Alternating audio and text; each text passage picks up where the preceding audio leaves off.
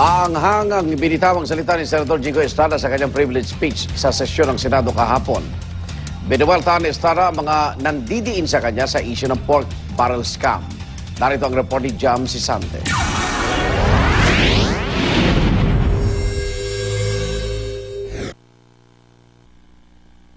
Bakit kaming tatlo lang ang iniimbestigahan? There is a saying, selective justice is injustice. Galit na kunesyong muli ni Senador Jinggoy Estrada ang tila pagdidiin daw sa kanilang tatlo na Senador Juan Ponce Enrile at Bong Revilla sa isyu ng maanumalya umanong paggamit ng pork barrel. Yan ay kahit halos 300 naman daw ang mga mambabatas na binanggit sa COA Special Audit Report, kabilang ang ilang kaalyado ng Pangulo. Bagay na nakumpirma na ng GMA News Research nang suriin ito ang mga COA Audit Report mula 2007 hanggang 2009 kung saan lumutang din ang pangalan ng iba pang senador. We have yet to be afforded the opportunity to confront the evidence thrown against us. But sadly, in the eyes of the Filipino people, we have already been marked and portrayed as the worst thieves and scoundrels. At tila kulang pa rin daw ang mga nabanggit sa report dahil kalahati lang na nirelease na pork barrel ang nasuri. The COA report also said that it was not able to establish the total releases for each legislator. Kulang na kulang. Kaya ba ho, 2 million pesos lang ang na-audit kay Congresswoman Henedina Abad, ang asawa ni Secretary Butch Abad ng Department of Budget and Management. 178 million pesos lang ang na-audit kay Congressman Neil Tupas.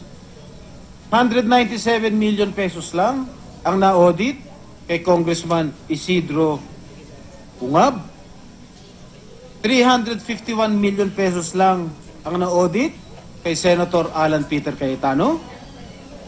5 million pesos lang ang na-audit sa PDAF ni dating Senador Mar Rojas. 3 million pesos lang ang na-audit kay Senator Antonio Trillanes. Samantala, ang kay Enrile, kay Revilla at kay Estrada ay bunusisi at tiningnan ang kabuuan ng kanilang PDAF. What makes us so special? Chairwoman Grace Pulido Tan. Sagot dito ni Tan, imposible talaga ang kumpletong audit.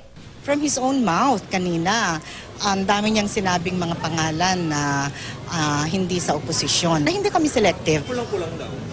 Kasi kung anong lumabas sa dokumento, 2 million lang yung na-release kay Mrs. Abad, edi 2 million, kung 108 ang na-release kay Tupas, edi 108, we cannot manufacture figures. Inungkat din ni Estrada ang pagtutok lang sa 8 NGO ni Janet Lim Napoles nang humarap si Tan sa Senate Blue Ribbon Committee. Kahit 82 daw ang questionableng NGO na nasilip ng COA. Ang nakakamangha dito, noong ipinababanggit na sa kanya ang iba pang pangalan ng mga mambabatas, tinanong ni Senador Nancy Binay kay Chairwoman Grace Pulido Tan, sino pa ang mga mambabatas na itinutukoy mo sa iyong committee report? Ano ang ginawa ni Chairwoman Grace Pulido Tan? She suddenly excused herself. Biglang nahilo si Chairwoman Grace Pulido Tan at umalis. Pero hindi raw nabanggit sa pagdinig ang mga mambabatas na naglagak ng pork barrel sa mga lokal na pamahalaan kung saan nagkaroon ng mga questionabling transaksyon tulad ni House Majority Leader Boyet Gonzales at dating Anwaray Party List Representative Florencio Bem Noel. Lagi ho siyang wala rito sa ating bansa. Kaya po siguro mukhang hindi nyo natututukan at nababantayan ng husto ang paggawa ng Special Audit Report kasi panay ang biyahe ninyo. We have been going abroad for official business. Hindi lang si Tan, pati raw mga kasamahan niya sa Senate Blue Ribbon Committee, tila sila raw ang dinidikdik. Sa bawat pagturo ninyo ng mapanghusga at mapangkutyang daliri o hintuturo ninyo ay 4 na daliri ang nakaturo pabalik sa inyo. Huwag kayong magmalinis at lalong-lalo na huwag naman kayong masyadong hipokrito. Hindi namin siya pinag-iinitan. In fact, all the opportunities na siya sumagot kahit sa hearing ay binibigay. Binanggit din ni Estrada ang paggamit umano ng ehekutibo sa pork barrel nilang mga mambabatas para makontrol sila. Halimbawa, sa impeachment trial ni Noy Chief Justice Renato Corona, Those who voted to convict Renato Corona were allotted an additional 15 million pesos.